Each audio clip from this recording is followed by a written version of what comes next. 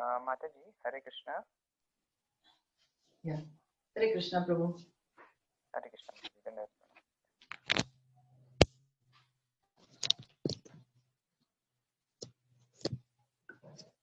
Yeah. Hare Krishna. Can I start, Prabhu? Yes, Mataji, you can start. Okay. Hare Krishna. Welcoming all participants to this 15th day of Bhagavad Gita. On behalf of ISKCON Kormangala Bhakti Center, we are extremely grateful and thankful for spending 1 hour with us for the 15th day today, and 3 more days to go, and hope it has been of some use to all of you. My name is Poonanandini Madhavi Devi Dasi. I'm a civil engineer by profession, and I worked for around 15 years up to 2015 as a structural engineer, and then 2014, sorry.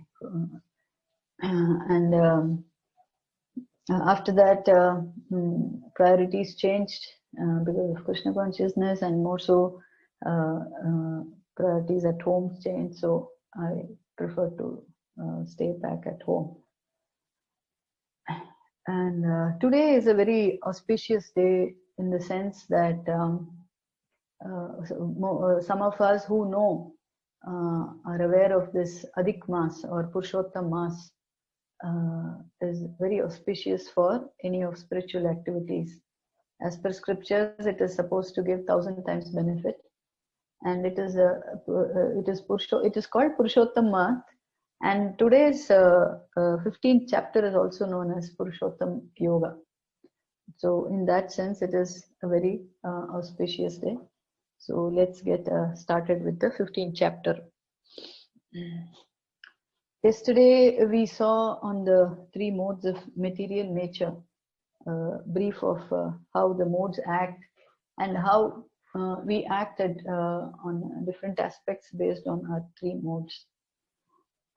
Now, I would just like to read translation of a shloka from the 3rd chapter of 27th verse, which says, Prakrite kriyamanani gune karmani sarvasha ahankara vimudatma kartaram iti manyate, which says, the meaning of the shloka is, the spirit soul bewildered by influence of false ego thinks himself the doer of activities that are in actuality carried out by the 3 modes of material nature. I'm sorry, I'll just do my prayer before I go ahead. I skipped on that. Om Jnanati Mirandasya Jnananjana Shalakaya Chakshurunmilitam Mena Tasmai Shri Guruve Namah. Namo Vishnupadaya Krishna Prishtaya Bhutale Srimate Bhakti Vedanta Swamiti Namine Namaste Saraswate Deve Gauravani Prachar Nirvishesha Shunyavadi Paschatya Deshatarani Jai Shri Krishna Chaitanya Prabhu Nityananda Shri Advaita Gadadhar Shri Vasadi Gaura Bhakta Vrinda Hare Krishna Krishna Krishna Hare Hare Hare Ram Ram Hare Hare. That was offering prayers to all our gurus who have helped us to get to this level. Yeah, so I'm going to read again the meaning. The spirit soul bewildered by the influence of false ego thinks himself the doer of activities that are in actuality carried out by the 3 modes of material nature. So what the Lord is saying here is, actually we think we are doing all the work, but in actuality it is carried out by the 3 modes of nature. And the 3 modes of nature that we saw yesterday was mode of goodness, mode of passion, and mode of ignorance. Now, if we have been following this a little closely, we have been talking about detachment from this material world, and that is how when the devotional service or bhakti starts. The middle 6 chapters of Bhagavad Gita extensively talks about bhakti or devotional service. Now, the base of this devotional service is detachment from the material world. Slide 1, Karthik Prabhu. Yeah. So that this was the 3 modes, how they act without us knowing, like puppets. These 3 modes make us do all things and behave the way we'll go to the next slide, Prabhu. Yeah.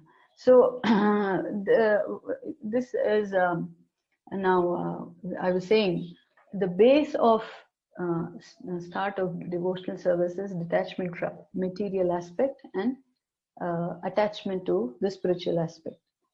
Now, what is the base of material attachment? The base of material attachment is desire for anything. So unless we recognize this, then detachment is not going to be easy. So we have to first find out how we are attached, why we are attached, and then how we are going to detach from the material aspect. Now, one thing about soul is that soul is always attached to something. So only detachment from material aspect will not suffice. And then detachment from material aspect, and then we have to attach ourselves to Krishna. Okay. So now in the first shloka of this chapter, it says, Krishna is saying that the Supreme Personality of God, it is said there is an imperishable banyan tree that has its roots upwards and its branches downwards, and whose leaves are Vedic hymns. One who knows this tree is the knower of the Vedas. Okay. So it is saying the roots of this tree is up and the branches are down. Now, and then he is also comparing this tree to a banyan tree, which is known as Ashwatha. Now, there is a very significant significance for using this tree, particularly Ashwatha. Ashwa means na, Shwa means tomorrow.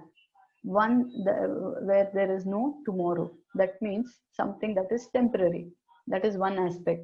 And if we see in the 10th chapter, Krishna says that among the trees, I am the Ashwatha tree. So that also signifies, how important this Ashwatha tree is.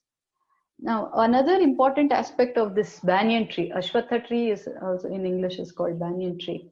Now, if we have seen this banyan tree, it has a lot of branches, and then you don't know where it's starting. Unlike other trees, it looks very complex. Even to date, in Bengal, in Calcutta, the Bengal government, there is a tree, this one banyan tree, and the Bengal government, I suppose, has said will give anyone who can find the root of this, the starting root of this tree, 10,000 rupees or some price like that, because they are so sure that you cannot find the root of this, the base, where the root is starting. Now, how is this compared to what we are looking at now? The start of our material journey is like this, that we don't know where we started. What do we mean by we don't know where we started? You must have heard that there are 84 lakh species of types of varieties of creatures in this world. If we have come to human species, that means we have gone through all these 84 species. What do I mean by all these 84? We were a single cellular animal, and then we were amphibians, and then birds, and then animals, and all this, and then we have come to this human form of life. That is why it is said this human form of life is very rare, or it is very precious, because it is like a springboard. Only in this human form of life we have an opportunity to talk about all this, discuss about all this. Why am I going through what I'm going through? Is there a way out? Who am I actually? All these things happen only in the human form of life. So going through all these species of life and coming to human form, and then we don't inquire into self, then it be like going back again, through all the species of life. So now coming back to the banyan tree, Krishna says, at the root is at the top. That means who's the source. That is why the root is at top, and it has various branches and the leaves. So he is saying that the various, we'll go to the next slide, Karthik Prabhu. The various branches, in the next slide also. Go to the slide 3, yeah. It is upside down, and then it reflects the reality of the spiritual world. What does it mean it reflects? I mean, like, this material world is called a perverted reflection of the spiritual world. Why is it called perverted reflection? When we can just see an example. Now, if somebody steals something here in the material world, then he is called as a thief and he is punished for it. But then if we, in the spiritual world, Krishna is glorified as a thief, butter thief. You see? So, I mean, I just gave an example to understand why it is called as a perverted reflection. That is one aspect. And the roots are up, that means the source, or where everything is emanating from, the Lord. He is at the top. That is why the root is at the top. Now, what do these branches signify? These branches signify the various species of lives, that we are jumping from one branch to another branch. What does it mean, jumping from one branch to another branch? Based on our desires, we are taking different forms of life, like I explained, an animal, a bird, virus, and this thing, and then human being, you know. So we are, because of our desires, we are going from one branch to another branch. And then, yeah, next slide, Prabhu. Yeah. And then, we are not even aware that we are jumping from one branch to another branch. And then life, you know, we are in the cycle of birth and death, taking different parts of different types of body. And then we don't know when we started this. That is why Krishna is comparing this tree to a banyan tree. We don't know where it started, and the soul keeps transmigrating from one body to another. Yeah. Next slide, Karthik Prabhu. The fruits of these trees, I mean, like, what are the fruits of these trees? Like the 4 Purusha, there's something called 4 Purusharthas. What are the 4 Purusharthas? That means we perform dharma. Dharma is religious activities. By performing dharma, then we artha, then we earn, and then by earning, then we have kama. That is, we satisfy our desires. And then when we come to a stage when we realize that this satisfaction is not enough, then we go to moksha, or liberation, or relief from this cycle of birth and death. And the upper branches of the trees, now there are varied types of species that we can think of. The upper branches are representing those in very high mode of goodness, where the demigods or the devatas are there. And in the middle branches, we have animals and human beings, and the lower species, that is, the lower species are in the lower branches, which is the lower types of animals, where the consciousness levels are very low. So this is the tree that Krishna is explaining, that the root is up, there are varied branches, and the soul is transmigrating from one branch to another. That is, we are taking one birth after another, we are taking one body after another, and then enjoying the fruits of these different bodies, without realizing that by enjoying the fruits, that we are only entangling ourselves more and more into this thing. Next slide. Yeah. Now we go to the next shloka of this one, where Krishna says, I'm going to read the meaning. The branches of this tree extend downward and upward, nourished by the 3 modes of material nature. The twigs are objects of senses. This tree has roots going down, and these are bound to the fruitive actions of human society. The trees are bound by fruitive activities. Now, seeking pleasure, the living entity is entrapped. What is seeking pleasure? Now, if I feel like eating something, and then I go and eat, then, or if I want to watch something, then I go and watch it. Now the question may arise: is it wrong to desire? If we are wanting to get out of the cycle of birth and death, then we have to understand what we have to desire. Now, you must have heard this term fruitive activities or fruitive actions several times in these 15 days. Now, what exactly is this fruitive activities? Any activity that I do, I have a reaction for it. Now, it's like if I throw a ball to a wall, what happens? It comes back. The same way, any activity that I do creates a reaction for which I have to come back to enjoy or suffer. Now, as long as I'm doing this, I'm entangled in this banyan tree. That means I'm jumping from one branch to another. That means I'm taking one body after another. The soul is transmigrating or moving from one body to another. And then how do we understand? And then there comes a point of time that nothing seems to be, we may have everything, whatever we desire, but still we may feel dissatisfied. We may feel dejected, we may feel sad, or we are not very happy with it. Everything that we want, we may have, but then there comes a point of time in life and says, what more, So then that is when human being tries to inquire about the self, and then he answer to this is given in the Vedas.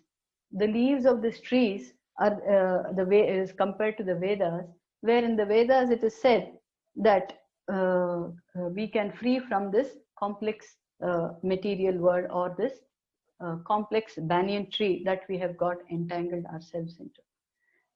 I'm using this term entanglement again and again. Entanglement is going through the cycle of birth and death again and again.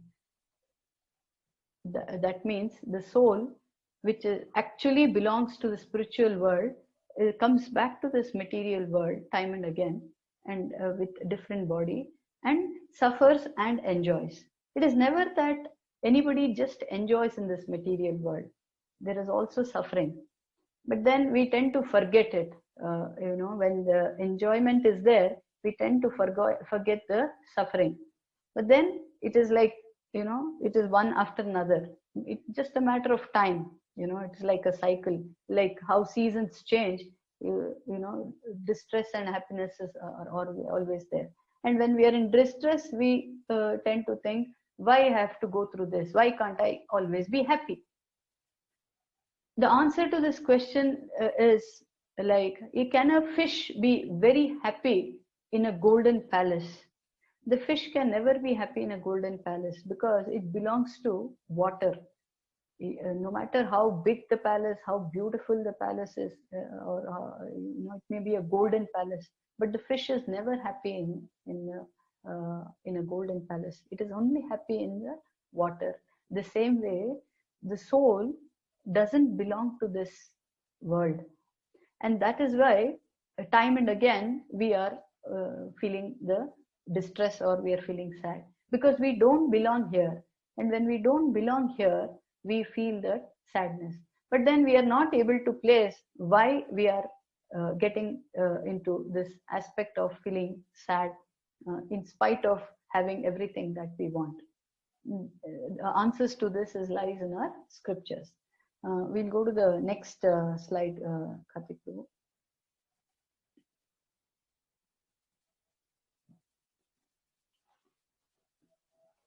The real form of this tree cannot be seen in reflection, since the root on the other end cannot see its extent. But the reflected tree must be cut down with determination and detachment, and then one must seek the origin of this tree. Now, we are coming back again to the aspect of detachment. Now, the root of this tree is very deep rooted.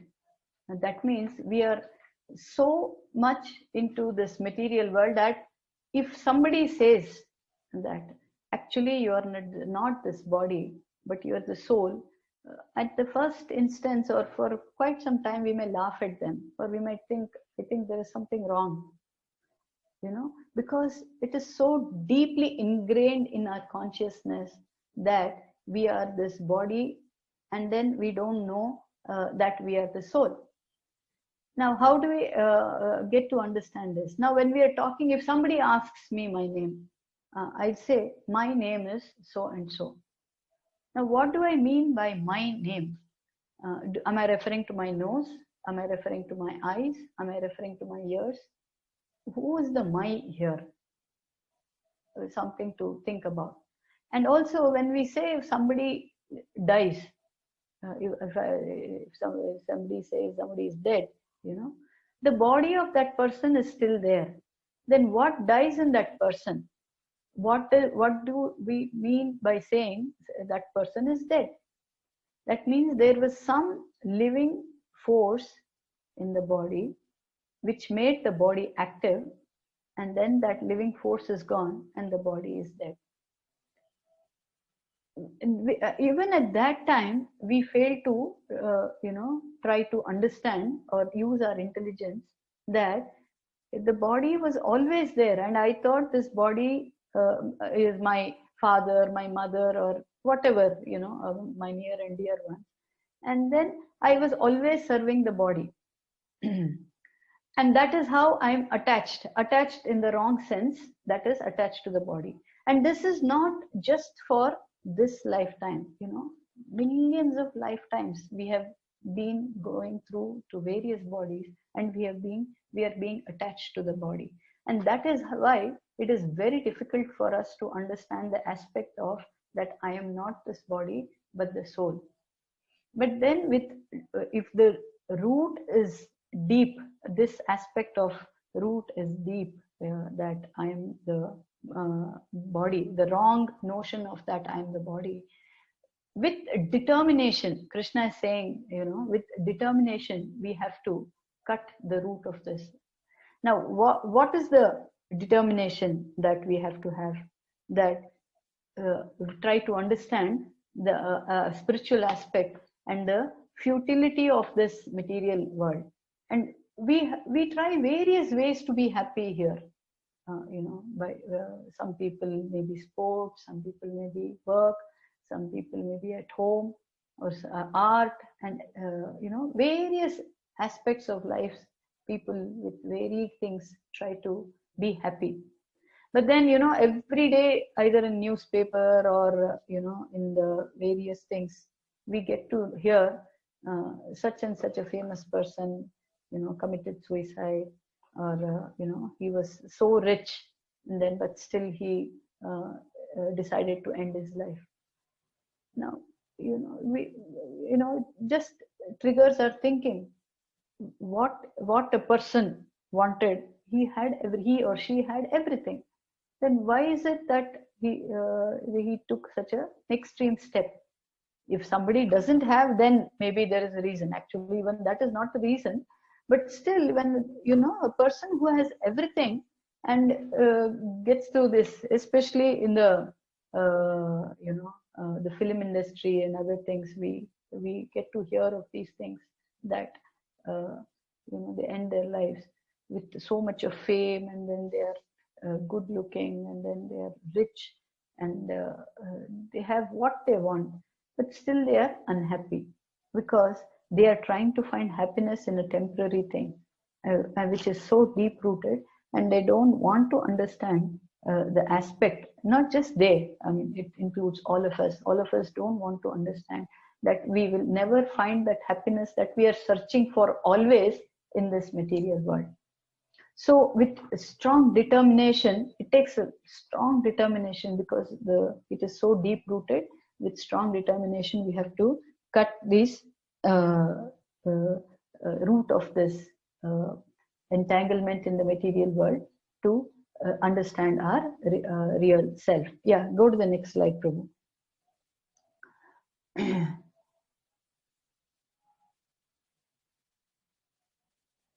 Okay, so coming to this aspect here, it is saying giving up the lordship over material nature. Choose a way, own way or God's way. Only spiritual world is permanent settlement. Now, surrender to Him. Okay, now see, there are so many points that are touched here in the third and fourth shloka. Now, why should I surrender? The question may come, why should I surrender to Krishna? And then the next thing is giving up lordship over material nature. What is, first of all, what is ownership or lordship of the material nature? I may own a home, or I may own a factory, or some people working for me, you know. So then I say, at the individual level, I say, this is my house, this I own, and then, yeah, sure, Prabhu, I will. We may keep saying this is mine and that is mine, and then this happens between individual level, it happens between families, it happens between states, and if you extend it, it happens between countries also. Now the main fight is that I'm saying this is mine and somebody else saying that is mine. But then when we are in this aspect that I own this, and then why should I surrender to Krishna? So, but then if we go back to Bhagavad Gita 10th chapter, you know, in the 10th chapter, Krishna says, Aham sarvasya prabhava matta sarvam pravartate. He's saying, I am the owner of everything. Again, in the 5th chapter, last shloka, he's saying, Bhoktaram ignatapasam sarva loka maheshwaram. Sarva Loka Maheshwaram. What does he mean by Sarva Loka Maheshwaram? All the worlds here, everything belongs to me. So when Krishna is saying it belongs to me, and then why are we saying it belongs to me and fighting over it? Because it actually belongs to Krishna. And then why I have to surrender to Krishna? Now, if I'm living in a rented house, I will live as per terms of the owner, isn't it? The owner says, don't use the motor after one point of time, we will just not use it. Or we'll say after 9 o'clock the gates have to be closed, we will follow it. So the same way we are on the rent here, and the main owner is Krishna. So when I don't own anything, and then if for a small rented place I'm obeying the owner, so the whole universe is Krishna's, why should I not obey Krishna? So this is where the difficulty comes, because I think I am working, which we saw the first shloka of the when I read about the 27th shloka of the 3rd chapter, which he says, I am not the doer. The doer are the 3 modes of material nature. I am not the doer, and then I don't own anything. Then how can I keep claiming ownership of anything? So when I'm not the owner, I'm not the doer, then it makes sense for me to obey the rules of the owner and the doer. So when it comes to that, when we start obeying and understanding this, then the aspect of surrender to Krishna comes. Until then, we will not know how to surrender to Krishna, because we will be in this illusion that I am the owner and I earned this, I worked hard for this, so why should I surrender to anybody, is the thing that comes to us. So and then also he's saying this spiritual science comes from the scriptures. Now how are we to understand? Are we simply blindly to follow that somebody is saying this doesn't belong to you, and in the scriptures it is saying it doesn't belong to you? Now if something is mine, if I'm claiming it is mine, then it should be with me always. Is that the case? Will it always be with me? Once I am dead and gone, then I don't take anything. There's a very nice example I can give of given by, I mean, practical this thing by Guru Nanak. Guru Nanak is a known saint, and then saints are known to visit people's house when they are invited. So he was invited by a very rich man, and then when he goes to this rich man's house, when he's entering, at the entrance of the house, he sees many colored flags. And then after he goes, and then the basic formalities, Guru Nanak asks the owner, what are all those flags? So the owner says, each time I purchase something or I buy something, then I put up a flag. And then there were so many flags. That means he had owned so many things. Then whatever talk Guru Nanak Ji had to give, he gave and everything. And then he finally said, after the whatever offering of prasadam and other things, Guru Nanak accepted. Guru Nanak says, can you please get me a pin, a small pin? Now the owner is wondering, why is he asking a pin? Then he says, anyway, he's the saint that we have invited. We have to obey what he says. He goes, gets a pin. And then Guru Nanak gives this pin to the owner, and he says, at the time of death, or when you leave this body, you take this pin along with you. He tells the owner. Now the owner is amazed and he's bewildered by what Guru Nanak is saying. He is saying, how can I take this pin? Nobody has ever taken anything with them when they are dead and gone. So then Guru Nanak says, if there is nothing that you are able to take when you're dead and gone, and then why are you spending day in and day out acquiring so many things which you are going to leave behind? And then the owner realizes what Guru Nanak is trying to tell him. The gist of this is that it's not that we are trying to advocate here that we should not work, we should not acquire. As the adage goes, there is enough for a man's need, but not for man's greed. But then the present scenario is that we are in the mode of just going on acquiring without trying to realize whether it is a need or it is a luxury.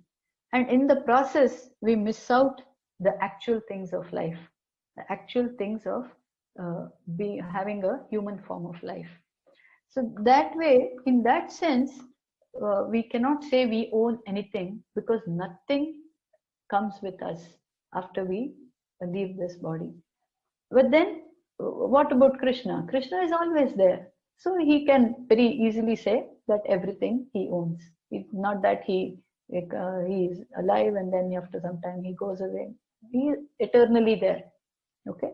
So this is another aspect that we have to understand, why we have to detach from this material world, because it is not permanent and it doesn't belong to me, and it is not going to come with me when I go. Even if we think that we are going to come back, if we are going to take another birth, definitely whatever I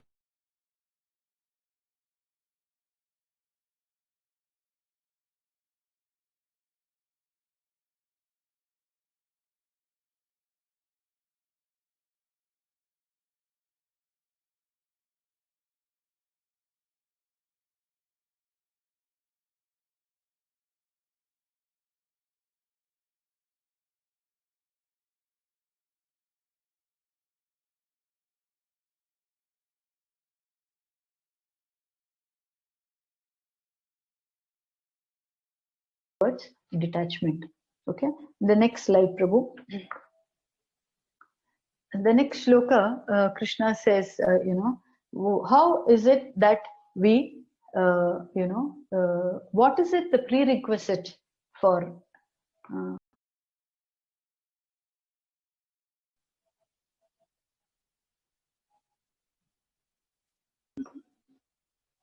Hare Krishna?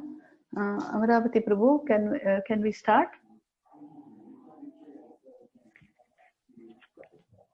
Yes, Mataji. Yeah. Slide 11, Prabhu. This is slide 11. Yeah, qualification. No. No, the previous slide, Prabhu. 15.5. Yeah, this is slide 11. Yes. Yeah. Okay. So then we saw like how why we should detach, and then why we have to go to a permanent place where we'll be permanently happy, which is what we are always looking for. Now, in the next sloka, qualifications required to surrender. Krishna is giving. It's like now the passport is ready. I mean, we are going to a different place, so the passport is ready. Now, what are the how is the visa stamping that is going to happen? What are the prerequisites for a visa? What is the interview, or what is it that we have to prepare? I mean, that is how we understand. Try to relate to this thing. So, first thing Krishna says is Nirmana Moha Jita Sangha Dosha Adhyatma Nitya Vinivritti Kama. First thing that Krishna is saying is those who are free from false prestige, illusion and false association, who understands the eternal, who are done with material lust, who are freed from dualities of happiness and distress, and who be unbewildered, know how to surrender unto the Supreme. First aspect is pride. What is it that we can be proud about? We can be proud about our intelligence. We can be proud about our beauty. We can be proud about our possessions. We can be proud that we have extraordinary children, extraordinary ability. So many things that pride we can have. If we think back of the 10th chapter, in the last shloka of 10th chapter, Krishna says, any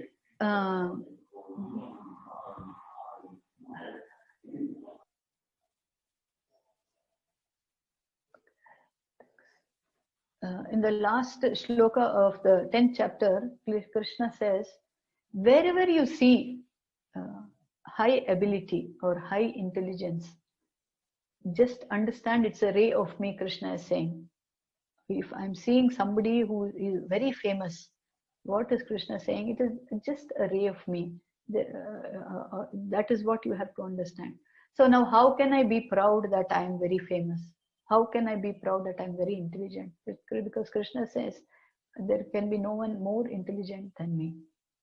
So pride is something actually which doesn't work either in the material world or the spiritual world. People who are very proud, they are kept far. They are kept at a distance. People may talk to them or about them, just for formality's sake. But then people who are really humble, they are more approachable because you feel more human with them. You mean for more oneness with them. So pride is the first thing that we have to give up, is what Krishna is saying in this shloka. Because if pride is there, then it just bewilders our intelligence. It just darkens our intelligence to the extreme extent, and it just makes us forget everything. And unless we are humble, we don't learn. It can be our academics, it can be any skills that we want to acquire. If we are very proud, then we will not understand, or we will not learn anything. So pride, free from pride, freed from lust to enjoy this material world. Now, what is wrong in enjoying this material world? What is wrong in enjoying is that I'm again getting entangled into this temporary thing again and again, without trying to understand that this is not going to last. This is not for me. So lust, in the sense, is intense greed for anything, is called lust. So the lust is going to entangle me here. And then he also says, freed from dual conception of happiness and distress, pleasure and pain. Now, how can we achieve this? Is it possible to be the same whether the situation is of a joyful one, or when the situation is of a distressed one? Is it possible to remain same, equanimous in both the situations. It is possible when we can only understand from the platform of soul, not from the platform of body. Because if you again go back to the second chapter, Krishna says, Matra sparshasthu kaunteya sita ushna sukha dukkada agama apaino nityastam stitikshasva bharata. He's saying the happiness and distress of this world comes and goes like the seasons. Now, are the seasons permanent? No. So, summer comes, then rain comes, spring comes, and winter comes, and then it goes in a cycle. So happiness and distress is also same. The problem is when there is distress, we want it to go away soon, but then we don't realize it is the same thing with happiness also. So when we know both of this is not permanent, then the happiness that we are happiness situation or the distress situation that we are in is not permanent, then we will obviously look at it at a different perspective, because this too shall not last, another adage if I have to say. So if it is not lasting, then why worry about it? Okay. And understanding things as they are, know how to surrender unto the Supreme Person, attain the eternal spiritual kingdom.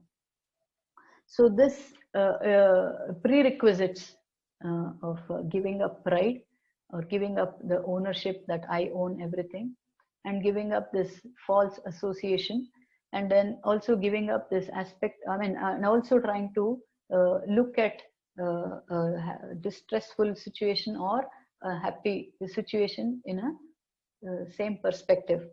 These are some of the prerequisites. Now, this doesn't come automatically. It has to be developed. Now, how does one develop any skill? You go to that person who already has it, then that person will help you to develop that skill.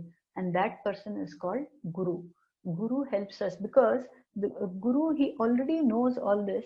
He is practicing this, and he will help us to develop these qualities. That is why Guru means actually one who removes the darkness. He is a qualified person for us to understand how these prerequisites are acquired and how we understand to surrender to Krishna. Yeah, the next slide, Prabhu. So next, and then now from slide 6. Next, slide 6 it talks about. No, I'm sorry. This is slide 11.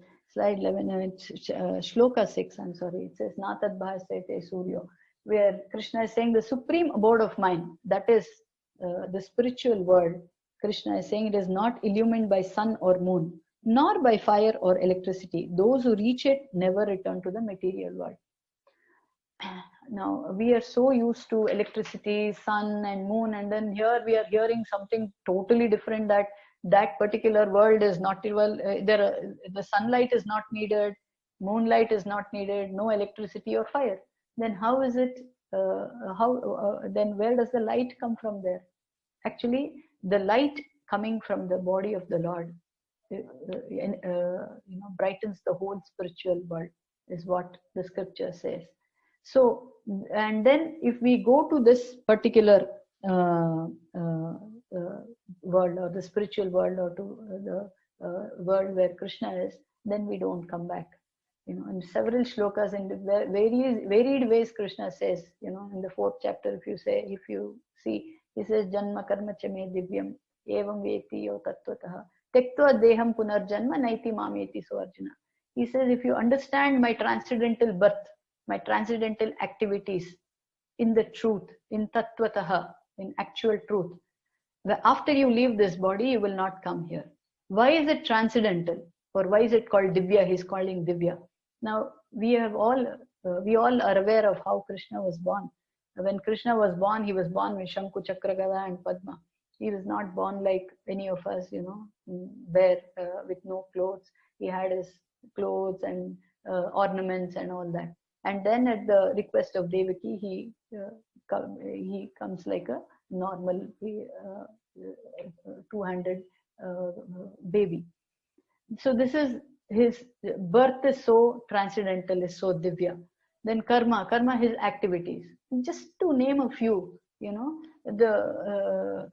when he lifted the Govardhan hill. He lifted it for 7 days, and that too in the little finger of the left hand, which is the most unused part of the body, the little finger of the left hand. So it's something very extraordinary. The few things that I touched upon, and then when he danced on Kaliya as a small child, and then with the Kaliya snake or serpent was so many hooded, So Krishna is saying, if you think of all this itself, my birth, my activities, if you keep discussing, if you keep hearing this, you will come to my world. And how is that world? That world is bright without sun or moon, but it is bright with Krishna's effulgence, that is coming from his body. The next slide, Prabhu. So this particular shloka, the 7th shloka of the 15th chapter, Mamai Vamsha Jiva Loke, Jiva Bhuta Sanatana. He's saying, Mamai Vamsha Jiva Loke. That means he's saying the living entities in this conditioned world are my eternal fragmental parts. We have to understand that he's saying the living entities. Here he doesn't say human beings. Forget talking about Brahmanas or Kshatriyas or Hindus or Muslims. No, he's saying the living entities. The living entities does not mean humans only. He's talking of all the living entities. It can be animals, it can be birds, it can be trees, it can be aquatics, it can be anything. They are all my part and parcels. How are they part and parcel of Krishna? Because the soul that is there in all living entity is part and parcel of Krishna. Now, why is it important for us to understand this? Srila Prabhupada, the founder Acharya of our ISKCON, gives a very beautiful example for us to understand this. He repeatedly gives this example. He says, the hand of anybody, I mean, my hand, is useful when it is attached to my body. When the hand is detached or it is cut off from the body for whatever reason, the hand is useless. It is just of not any worth. It is just useless. The same way, the Atma or all the living entities, we have now understood that we are all Atmas, that we are useful only when we are attached to Krishna, because we are his parts. If we are attached to him, then the usefulness of our existence comes into picture. Otherwise, it is useless. And then one more aspect of this shloka is saying, the living entities are struggling with their senses, which includes the mind. With struggling with the senses. We have 5 senses and then the mind, which is the most difficult thing to understand, comprehend, and control. With just one sense attraction, the scriptures give, the fish, because of it's getting attracted to food, it gets killed. The moth, it's getting attracted to the light, it gets killed. I mean, that is sight. And then the fish by the tongue. And the deer, it listens to the sweet music of the hunter, the flute he plays, and it's attracted and it gets killed. And the male elephant is, touched by the female elephant and it's caught. So just by one sense, all these animals are, are encountering danger. Then we are struggling with 5 senses. We have 5 senses. And the king of these senses is the mind. In the 6th chapter, Krishna, explains these things of the mind. He says it is very obstinate. It is it is very difficult to control.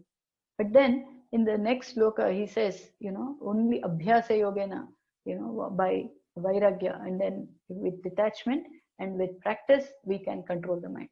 Now, the present scenario, we see an increased number of counseling cases and psychiatrists, and we must understand that they understand the problem, but then they don't understand the root of the problem. The root of the problem is, the uncontrolled mind.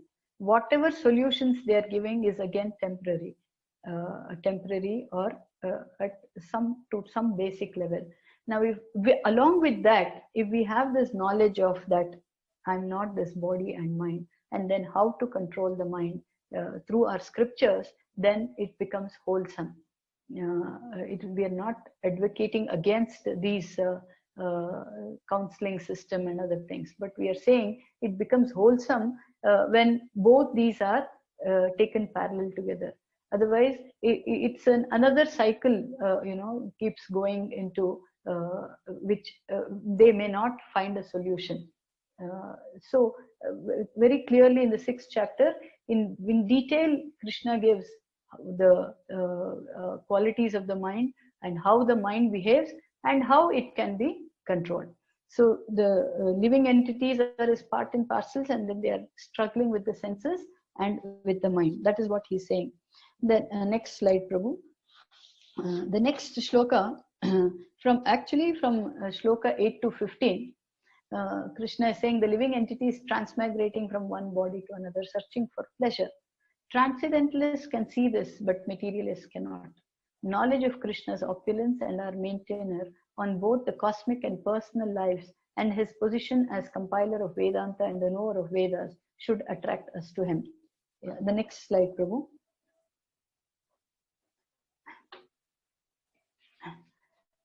Shloka 8 and 9, in Shloka 8, Krishna says the living entity in the material world carries his different conception of life from one body to another as the air carries aroma. Thus he takes one kind of body again and quits to take another. Now, what happens when the soul leaves this body? It goes to another body. In case it doesn't go back to the spiritual world, it carries all the information that it went through in this life, and then it goes to into another body. Now, how does it carry? Now, if we say, how do we get fragrance? Because the air carries it. It is not that the air is fragrant. The scent that it is carrying makes the air fragrant. The same way, it is not that the subtle body which carries the soul makes it, but the soul is carrying all this information into another body, into another type of body. Now, how does he get another type of body? What is it that makes him get a particular type of body? Be it an animal, be it a bird, be it an amphibian or a tree. Now, if I can quickly give an example of how one gets a body. Now, say somebody is an expert swimmer. Now, what happens? He's what does he always think of? He's always thinking of swimming. That means he's always thinking of being in water. Now, the human body is not meant to be in water. I mean, the human body is meant to be on the land. But then now, if this particular person who was so attracted to swimming, now he is always in water, and then his mind is, always on this object of water and then swimming and other things. What happens that all these things are clouded in his mind. And at the time of death, what happens? He is still thinking of swimming and water and other things. And then when he's thinking that, and then the soul leaves the body, so the next body that he gets is going to be in water, because that is what he was thinking of. If we can recall quickly the 8th chapter, Antakale cha mameva, Smaran Muktava Kalevaram, Krishna says, whatever a person is thinking at the time of death, that is what he is going to get in his next life. So now he was thinking of water, he was thinking of swimming, so he gets an aquatic form of life. So what is wrong in getting an aquatic form of life? Now, in the 84 lakh species that we discussed today and previous days, you would have heard that the lower forms of life, and then again it goes through birth and death, and the next higher form, and then it takes another so many millions of births maybe to come back to a human form of life. That means in the spiritual platform, he is degraded himself from a human form of life to an aquatic animal. So which is not favorable for the soul. The soul again goes through all these transmigrations again. So then the question may arise, so is it wrong to learn swimming? It is not wrong to learn swimming. the answer to this again lies in the 8th chapter of Bhagavad Gita. Krishna has given answers to all questions. He tells Arjuna, Tasmat sarveshu kaleshu mam anusmara yuddhacha, maya arpita manobuddhir, yo mam eva asamshayaha. He says you do whatever you want to do. I mean, like for here, he's saying Yuddha Kala because Arjuna is a soldier. He's saying you do whatever. But Tasmat Sarveshu Kaleshu Mam Anusmara Yuddhacha. You, no matter what you're doing, if you're always thinking of me, then this thing of degrading into any other form of life, it doesn't arise. Because if I'm thinking of Krishna, irrespective of whether I'm swimming, whether I'm gliding, whether I'm walking on the road, whether I'm flying, in whatever way, if Krishna is on top of my head, or if Krishna is always in my thoughts, and at that moment, if I leave the body, then I will not get another body, I will go back to Krishna. So if whether the practice has to be not just to be an aspect of in the mind, that when I'm swimming, I have to train my mind to think about Krishna. Otherwise, I have this danger of going back to lower species of life. Okay, so that is what he's saying in Shloka 8 and 9. Yeah. Next slide, Prabhu. Yeah. Now, those who lack this knowledge are blinded by their senses, attached to material happiness and distress, unable to distinguish matter from spirit. Self-realized souls can see that soul transmigrates. One can see Krishna in his opulent material manifestations and be attracted to him. That is what the 10th and 11th shloka, if we were to tell all these things to a common person, I mean, or a person who is totally unaware of spiritual aspects, if we are trying to discuss with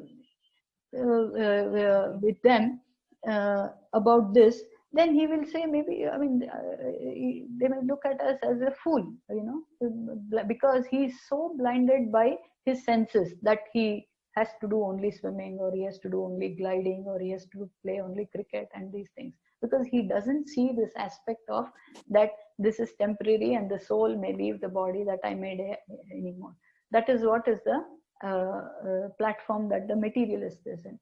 But a transcendentalist is very much aware that, that statement, this statement as sure as death, that is what is said, as sure as death. So death may come anytime. Now, it may sound so, why are we always talking about death? I mean, is it a very negative aspect that we are talking about? Actually, no, we are not talking about a negative aspect. We are saying we have to think of this and we have to understand this, so that we are not going to go through another set of miseries again because of thinking of only the material aspects. So that is why we keep. And then another important thing is, we don't know, can any one of us surely say when we are going to die? We don't know. So that brings us to the point why Krishna is always saying Satatam Kirtayanto Mam in the 9th chapter. He says, always think of me, always chant about me, because at time of death we have to think of Krishna, so that we don't get into this misery cycle of misery again. And then we don't know when we have to die, when we are going to die. So the next solution is always think of me. Okay, so that is why in this 11th and 10th shloka, he's talking of materialists who don't want to understand this aspect, and they come with that understanding that I'm going to live forever, or I'm going to be like this forever. We have so many such examples. The most famous of recent example is Michael Jackson. There is a thing about how he told the doctors that he just didn't want to die, but and he wanted to live for 110 years or whatever. There's a detailed thing about it, and I think at 50 or something he died. So there is no way any doctor can do anything about it, or anybody for that matter. When the time comes, all of us have to leave the body. Next slide, Prabhu. Yeah.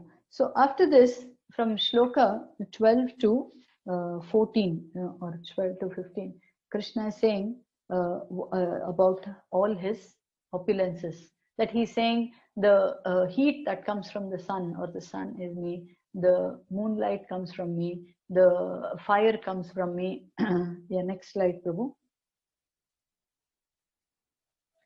And also, there's one very interesting, this particular shloka, Gama Vishya Bhutani. Krishna is saying, I enter into all the planets and I hold them, my energy holds them in the orbit. Have you ever wondered, we have read in science, if we are science students, or basic this thing, that the planets move around in a particular orbit. Have we ever for a moment wondered that if they change their orbit, what a disaster that would be? But then that has never happened. Who is keeping these huge planets in their orbits? When can it work without an intelligence behind? So Krishna is saying, I am the energy who keeps all this. And then also he's saying the taste that comes in the vegetables comes from the moonshine actually. And so that moonshine and that taste that is coming from me, he's saying. And also Krishna is saying, I am the digestive fire in everybody's stomach. I mean, that we know when we eat food, there is a digestive juice that digests our food. And so the Lord is saying, I am that digestive food. Now, is he being very fanatic, or is being very proud or by saying all this? No. He is giving us all this information so that we understand how everything is coming from him and why we have to surrender from him. And it gets, next slide, Prabhu, and it gets to its peak in the 15th shloka of this chapter. He says, Sarvasya chaham hridi sannivishto, matta smritir gnanam apohanam cha. He's saying, what is he saying? I'm seated in everybody's heart, he says. As Paramatma, I'm there in everybody's heart. First thing. And then from me comes remembrance, forgetfulness and knowledge. Sometimes no matter how much we want to remember something, we would have made a note, we would have told somebody, and then several places we would have made a note of it, but still we would forget, or we would not be reminded of it. And there is something I will forget this, but then we remember that. Krishna is saying, I am that forgetfulness. I am giving you this remembrance. And then that knowledge also which is coming, which you think you can understand everything, that knowledge is also coming from me. And after that, in this 15th shloka, he's saying, what is it there in the Vedas? In the beginning, in the end, and the middle, everything is there about me. Krishna is saying about me. And then one who understands this aspect, that one understands the Vedas, that why one reads the Vedas, to know about Krishna. That is what he's saying in this shloka. Actually, this 15th chapter, 15th shloka can be a real small, quick, just 2-minute gist or 2-minute knowledge about the whole Bhagavad Gita. Because everything that Krishna wants to say in the Bhagavad Gita is condensed in this shloka, in the 15th shloka. He says, I'm seated in everybody's heart. Knowledge, remembrance, and forgetfulness is coming from me. And I am in the Vedas. And I'm what has one to understand from reading Vedas, that they have to understand I am the great. I mean, that is Krishna is the greatest. That is what he's saying in this. Yeah, the next slide, Prabhu.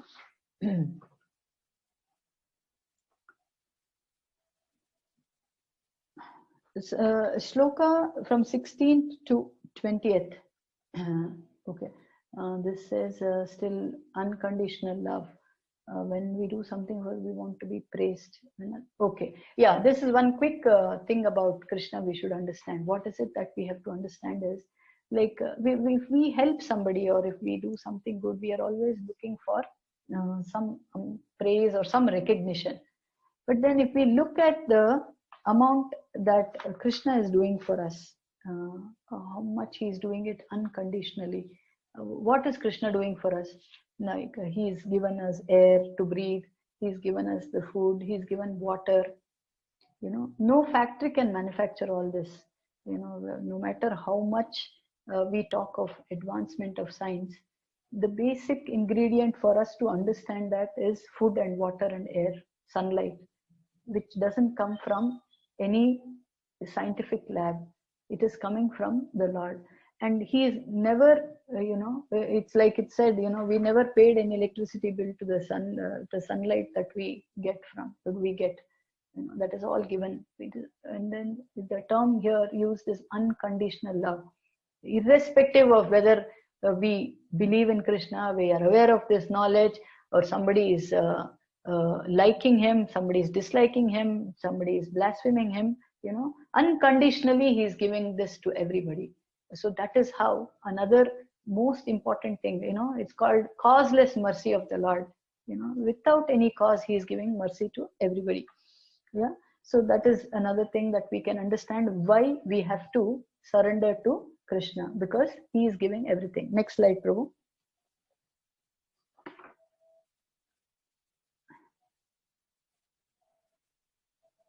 Yeah, 16 to 20. Here it is talking after concluding that he is the goal of the Vedas and the compiler of Vedanta. The Lord summarizes the Vedanta and establishes himself as the supreme.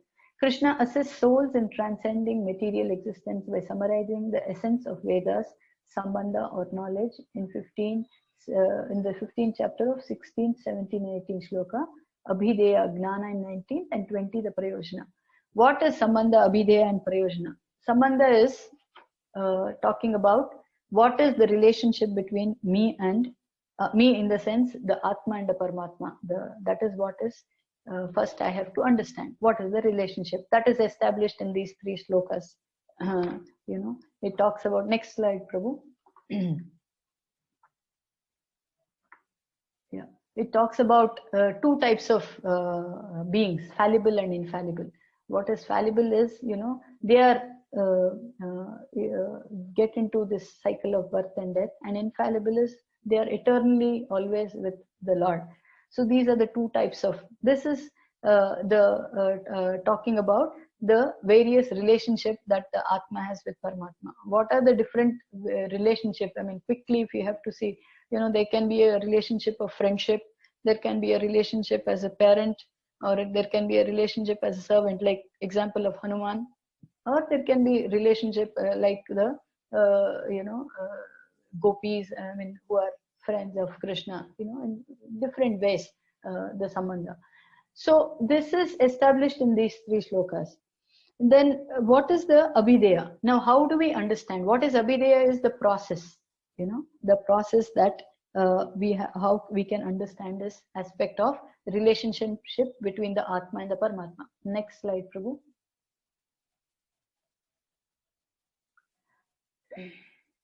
Yeah. So how do we? The process is the simplest process. Time and again, Krishna is saying is by chanting and by hearing his glories and by chanting his name. And then what are his glories? That this Bhagavad Gita itself is one glory about his Vishwarupa, and then he, even though he is the supreme. See, this is one aspect we may not be able to comprehend so easily. He is the topmost, he's the supreme most. But then he agrees to become a driver to his devotee, to Arjuna. Everything is under his control. But then, charioteer means what? That means he's a driver. And then we know how normally we perceive a driver. But then he is ready to do even that. So that is how actually inconceivable the Lord is. So the process to trying to understand this inconceivable or Lord is the Abhideya process. And the topmost important Abhideya process for this particular age is chanting Hare Krishna, Krishna Krishna, Hare Hare, Hare Ram, Ram Ram, Hare Hare. And after this, next slide, Prabhu, the last shloka, the most important knowledge for Krishna is saying, iti guhyatamam. This is the topmost secretive knowledge I'm telling you, Arjuna. And there he addresses Arjuna as Anagha. Anagha means the sinless one. You are a very perfect disciple, because Krishna is supreme pure, and then he is giving knowledge to another pure soul. So he says, I'm giving you. So this is the prayojana. This is the result of trying to understand the relationship between the Atma and Paramatma through the process of chanting. What is the prayojana? What is the result? That Krishna is going to reveal the actual knowledge. We may wonder, we are listening to the knowledge for past 15 days now. And so what is it that there are a lot of subtle things, when we join office newly, at the outset, we may not, initially we may not get to know a lot of intricacies. And as we work through, we understand a lot of intricacies, and then based on how reliable we are, how much of rules we are following, how much we are helpful to others, how much we are working for the benefit of the company and not just my work and I take my salary and go. Based on that, intricacies of the company is revealed. In the same way, based on how much we want to know about Krishna, how much we are following his rules, how much we are obeying, how much we are surrendering, Krishna reveals a lot of intricate things about himself. So, and the prerequisite here, he's calling Arjuna's Anagha, a sinless one. So that is the prerequisite he's talking in the last shloka of this chapter. So next slide, Prabhu. So this actually finishes the shlokas that, and then here it talks about the important shloka of this, one of the important shlokas of this chapter, Mamayvamsha Jiva Loke, Jiva Bhuta Sanatana Manasashtani Indriyani Prakritistani Karshyati, that all are parts and parcels of the Lord. And then and all the living entities are struggling with their senses, especially with the mind. The next shloka, Prabhu. Next slide, I'm sorry. Yeah. So this gives a quick summary of what we saw, that we saw about the banyan tree, about the branches, and how we are being entangled, and how Krishna is the Purushottama yoga. I mean, this is Purushottama mantra, and then how is Uttama, Purusha Uttama, if you have to actually understand, is the topmost of the Purushas, Purusha Uttama. And the Lord is more maintainer of both fallible and infallible entities. And he is the supreme Lord who knows everything. And whoever knows this knowledge becomes wise, and some of the important shlokas of this chapter. And the last slide says, next slide, bro. Yeah, and the last slide, like you have been hearing, how do we exactly go about doing this? There's this called Panchatattva mantra, Jai Shri Krishna Chaitanya, Prabhu Nityananda, Shri Advaita Gadadhara, Shri Vasadi Gaura Bhakta Vrinda. This is basically a guru mantra. I mean, like, to learn anything, we need a teacher. And then it's called guru in Sanskrit. So this is Panchatattva mantra is offering obeisances or offering our respects to the gurus. And then, of course, this Hare Krishna mantra, Hare Krishna, Krishna Krishna, Hare Hare, Hare Ram, Ram Ram, Hare Hare. It is greater than touchstone, is the adage given here. What does a touchstone do? Whatever it touches, it makes it gold. It can be wood, iron, steel, everything it touches to, it becomes gold. So, so this Mahamantra is greater than touchstone. Why? Because it is going to get us connected with the greatest of jewels that we are unaware of, that is with the Lord. And then it is also going to help us some introspection